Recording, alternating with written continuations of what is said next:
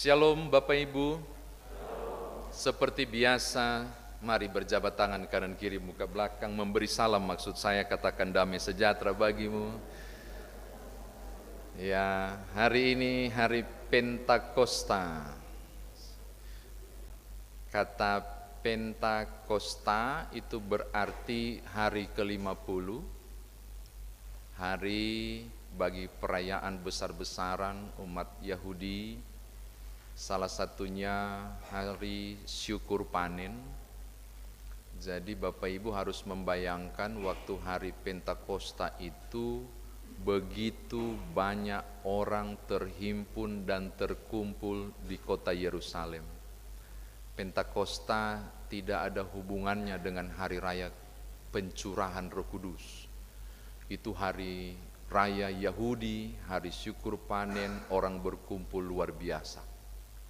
Di suatu hari, di hari Pentakosta itu, para murid yang bersembunyi di rumah tiba-tiba mengalami sesuatu yang sangat luar biasa. Kisah Rasul pasal 2, saya nggak dibaca ya, biasanya dibaca Kisah Rasul pasal 2 di hari Pentakosta. Angin bergetar luar biasa, baru tiba-tiba tiap orang menerima nyala api dari visualisasi dituangkan Roh Kudus. Sejak itu Pentakosta diberi makna oleh orang Kristen sebagai hari ketuangan Roh Kudus atau hari pencurahan Roh Kudus. Aslinya bukan itu, tapi ketika itu terjadi pas dicurahkan Roh Kudus bersamaan dengan hari raya Pentakosta, maka ketika bicara Pentakosta, saudara akan digiring pada bukan hari ke-50 pasca, tapi pada hari tuangan Roh Kudus. Mari kita lompat 17 ayat dari pasal 2 peristiwa Pentakosta, 17 pasal kita maju menuju ke pasal 19 bacaan kita. Ada orang Manado di sini? Nggak ada ya. Di sini ada orang-orang Kristen saja, tidak ada orang Manado. Kita seuser padia, mardepe rupa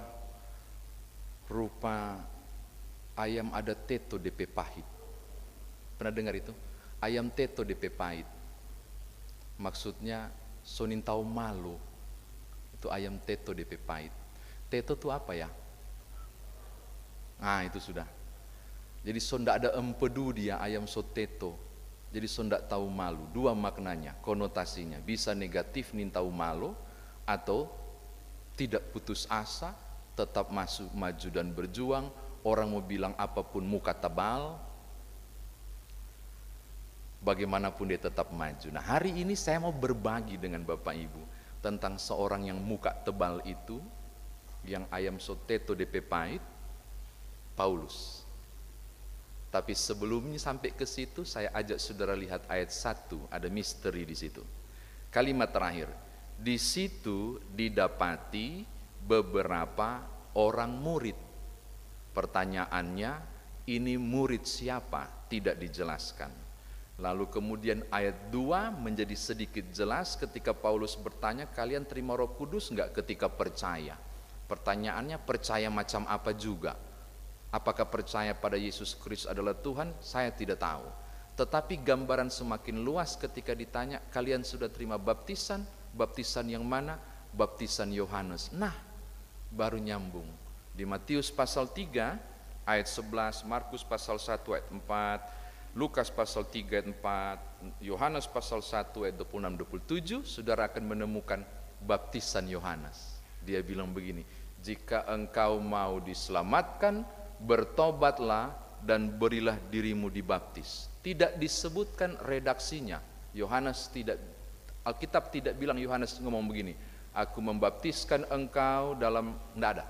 Pokoknya cuma dibaptis. Dalam tradisi Bapak Ibu itu disebut dengan kaum Eseni di Qumran, daerah-daerah padang gurun. Beberapa kelompok orang menarik diri dari keramaian, mereka menyepi supaya mereka tidak berbuat dosa lagi. Hobinya cuma membaca kitab suci.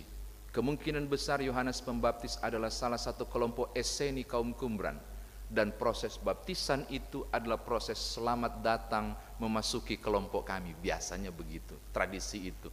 Maka kita menduga sangat kuat, baptisan yang mereka terima waktu itu bukanlah konfigurasi Matius 28 ayat 19 dan 20. Aku membaptiskan engkau dalam nama Bapa, Anak dan Roh Kudus. Enggak, bukan konfigurasi itu. Barangkali cuma dicelupkan, selesai, pergi, jangan bikin dosa lagi. Cuma gitu doang.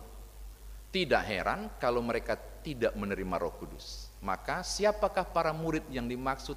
Mungkin orang-orang Yahudi yang sudah bertobat, atau mungkin juga bukan Yahudi yang sudah bertobat, yang terima baptisan Yohanes dan mulai dengar-dengar tentang Yesus. Gitu doang. Walaupun Alkitab tidak sebut apakah mereka percaya yang dimaksud pada Yesus Kristus. Maka ini yang dibuat oleh Paulus. Dia kemudian menumpangkan tangan dan membaptiskan mereka. Tolong lihat ya, takutnya Bapak Ibu. Mana tuh? Ayat 5. Ketika mereka mendengar hal itu, mereka memberi diri mereka dibaptis dalam nama Tuhan Yesus. Tolong jangan salah mengerti teks ini. Oh, berarti Paulus cuma membaptis, aku membaptiskan engkau dalam nama Tuhan Yesus. Saya yakin Dr. Lukas yang nulis kitab ini tidak mungkin mengabaikan apa yang dititipkan Tuhan Yesus.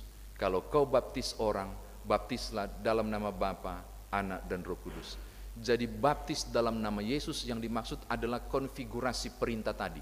Dalam nama Bapa, Anak dan Roh Kudus. Saya yakin ketika Paulus membaptis orang-orang itu yang jumlahnya 12 orang, itu pasti dibaptis dengan konfigurasi itu. Bapa, Anak dan Roh Kudus. Sebab tidak ada konfigurasi yang lain. Pas dibaptis, tiba-tiba mereka menerima Roh Kudus dan mengalami manifestasi Roh. Pernah dengar manifestasi Roh? Perwujudan dari Roh. Langsung tang. Alkitab menyebutkan ada 2 bentuk manifestasi yang diterima waktu itu. Yaitu yang pertama glossolali, bahasa lidah, dan kemudian bernubuat. Saya mohon maaf tidak akan menguraikan 2 hal ini, tapi kalau Tuhan izinkan kita akan ketemu bacaan nanti yang bicara soal apa itu bahasa roh dan apa itu nubuat, baru enak disampaikan. Sebab bahasa roh sekalipun ternyata ada tempat harus diucapkan. Dan tidak boleh sembarang pertemuan itu dipakai, ada di teks. Nanti suatu saat pasti Tuhan izinkan teks ini muncul, kita akan mengupasnya, tapi kita tidak fokus di situ. Oke, 12 orang. Ini catatan saya pertama. 12 orang kemudian menerima Yesus Kristus sebagai Tuhan dan Juru Selamat dan menerima Roh Kudus. Sekarang 3 bulan kemudian, ini menarik. Dia tidak menyerah selama 3 bulan, betul toh? Ayat 8. Bolak-balik sinagog. Sinagog itu bait Allah kecil, kalau orang mungkin kapel, tempat beribadah orang Yahudi yang bukan di bait Allah, namanya sinagog. Di berbagai tempat di daerah luar Israel ada sinagoge. Dia masuk, dia beritakan Injil. Apa yang terjadi model pemberitaannya? Tolong lihat di ayat yang ke-8, bagian tengah. Oleh pemberitaannya, ia berusaha meyakinkan mereka tentang kerajaan Allah. Berusaha meyakinkan mereka tentang kerajaan Allah. Dialegemenos kai pentos. Dialegomenos kai pentos. Dialegomenos pasti Bapak Ibu pernah mendengar. Dialog. Itu ada kata dialogomenos. Berbicara, berargumentasi. Kai pentos itu meyakinkan dengan paksa supaya yakin. Jadi kalau terjemahannya gimana ya? Pokoknya dia getol berargumentasi dan sedapat mungkin supaya orang percaya, harus percaya apa yang saya beritakan. Jadi saudara harus membayangkan ini bukan cuma Yesus adalah Tuhan, selesai. Enggak, dia dia cuci otak orang-orang itu. Ini yang benar, ini yang benar. Pokoknya dengan kemampuan argumentasinya. Saya mau katakan Paulus tidak setengah-tengah, tidak setengah-setengah. Dia luar biasa melakukannya. Sekarang mari kita cari tahu apa reaksi beberapa orang. Ada yang terima, ada yang enggak. Dan saya terkejut di ayat yang ke-9 Bapak Ibu. Tetapi ada beberapa orang yang tegar hatinya, ini catatan kedua ya, mereka tidak mau diyakinkan, malah mengumpat jalan Tuhan. Kokolagoentes itu bukan cuma mengumpat artinya, tapi juga mengutuk. Mengutuk. Jadi mengucapkan kata-kata makian, kata-kata yang sangat jahat dan malu kalau didengar oleh kita, tentang siapakah Yesus dan jalan keselamatan itu. Dihinakan begitu rupa. Apa reaksi Paulus, Bapak Ibu? Kalau kita baca, Paulus berbuat reaksi yang luar biasa. Meninggalkan mereka yang mengumpat, meninggalkan mereka yang kakologoentes tadi, yang mengutuk, mengucapkan kata-kata makian, dia kasih tinggal. Kok dia kasih tinggal sih? Ya, dia berpindah ke yang percaya, dan dia fokuskan kelompok kecil ini, dia kasih jauh supaya tidak terjangkit kelakuan. Dia isolasi, dia kumpulkan yang kecil ini, dia kasih jauh, jangan mendekat dengan mereka yang mengumpat. Lalu barangkali ada yang saudara katakan, payah dong, mentalitas Paulus tidak jempolan, baru diumpat begitu, baru dimaki begitu, dia langsung meninggalkan. Bapak Ibu, kalau kata dialogomenos tadi, itu dia menjiwai banget menyampaikannya. Dia luar biasa getol menyampaikannya. Kenapa dia mundur? Saya berpikir di hal yang lain, catatan kedua ini. Ketika sudah menolak, sudah sampai klimaks di mengumpat, dia nggak paksa. Stop. Daripada buang energi pada orang yang benar-benar menolak, kenapa saya tidak habiskan energi dengan kelompok kecil yang percaya? Dan aku memisahkan mereka dan membuat mereka bertumbuh. Daripada membuang energi sia-sia, sudah pasti nggak ada hasil, kenapa tidak walaupun kelompok ini kecil aku pelihara? Saya tangkap seperti itu. Paulus mengalihkan fokus, bukan lagi kepada mereka yang menolak, karena saya yakin dia mengingat Matius pasal 7 ayat 6, tidak baik memberi mutiara pada babi. Ya sudah ditolak, buat apalah, tinggalkan. Maka sekarang aku fokus pada kelompok kecil, kelompok yang masih mau mendengar. Kepada mereka lah pertumbuhan itu luar biasa. Yang kedua, kenapa saya bela Paulus kalau ada yang mengatakan mentalitasnya parah, saya sampaikan kepada saudara. Ayat 10. 3 bulan kalau sudah ditolak, saya kira dia pergi, monggo. Tapi Alkitab bilang, enggak loh. Dia bertahan 2 tahun. Andai kata 3 bulan itu ditolak dan mentalitasnya cemen-cemen itu Paulus, dan dia pergi, dan dia tidak bertahan 2 tahun, Bapak Ibu jangan punya mimpi untuk membuka kitab Efesus. Nggak ada. Kenapa nggak ada? Karena nggak ada orang Kristen Efesus. Karena Paulus juga nggak mungkin kirim surat ke Efesus, karena nggak ada orang Kristen. Justru dia bertahan 2 tahun. Kendati pun ditolak, maka pertumbuhan menjadi sangat luar biasa. Yang saya mau katakan begini Bapak Ibu, Paulus tidak menyerah untuk bersaksi. Tantangan memang ada, hambatannya memang ada, pilihannya ada 2, maju atau mundur. Kalau maju pun ada 2 yang harus dia terima, yang harus dia hadapi, ditolak atau diterima, berhasil atau gagal, sukses atau tidak. Ada 2 kemungkinan kalau dia maju, gagal atau berhasil, ditolak atau diterima. Ada 2 pun opsi itu. Tapi kalau dia mundur, so pasti gagal. Saya katakan ini kepada saudara, siapapun Bapak Ibu yang berencana mundur dalam bentuk apapun dan membatalkan rencana saudara, atau sudahlah kondisi menghambat dan sebagainya, saudara hanya punya 1 hasil, opsi 1 hasil saja, gagal. Tapi kalau saudara maju, ada 2 kemungkinan, engkau gagal atau berhasil. Tapi kalau engkau berhenti, so pasti gagal. Dan ini menarik, Paulus ambil pilihan pertama, dia tetap getol. Dan Alkitab saya sangat terkejut Bapak Ibu, di mana itu, di bagian mana ada tulis itu, sehingga semua penduduk Asia mendengarkan firman Tuhan. Oh wetae, saudara tahu, ngeri loh, dari 12 orang yang percaya, seluruh Asia menerima firman. Karena dia terus maju menghadapi tantangan itu. Kesaksiannya tidak pernah berhenti ketika ada penolakan dan tantangan. Dia maju, dan ketika dia maju sesuatu terjadi. Terakhir, catatan terakhir. Tapi ini bukan karena Paulus dan strategi jitunya tentang manajemen pelayanannya jempolan. Ayat 11 dan 12 mengklarifikasi kepada kita. Kalimatnya menarik loh.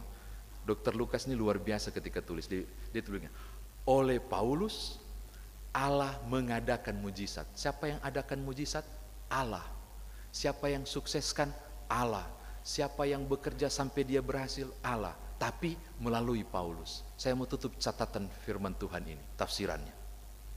Benar, strategi pelayanan Paulus jempolan.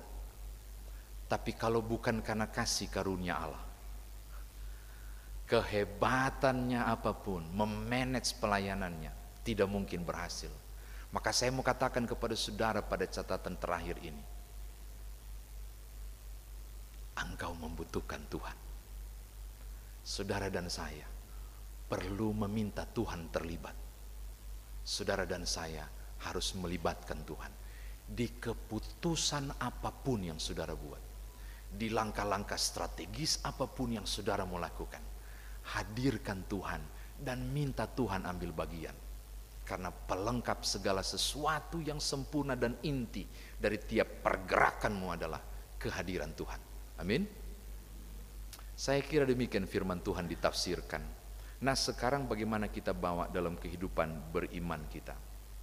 Hari ini perayaan Pentakosta bersamaan juga dengan bulan Pelkes plus hari lingkungan hidup. Hari lingkungan hidup. Makanya, dan mulai bulan Juni saya perhatikan Majelis Sinode menerbitkan tata ibadah lengkap. Sudah tidak sederhana lagi. Sudah tidak tata ibadah apa lagi, bukan sederhana apa lagi, bersahaja lagi, tapi sudah lengkap. So, pengakuan dosa.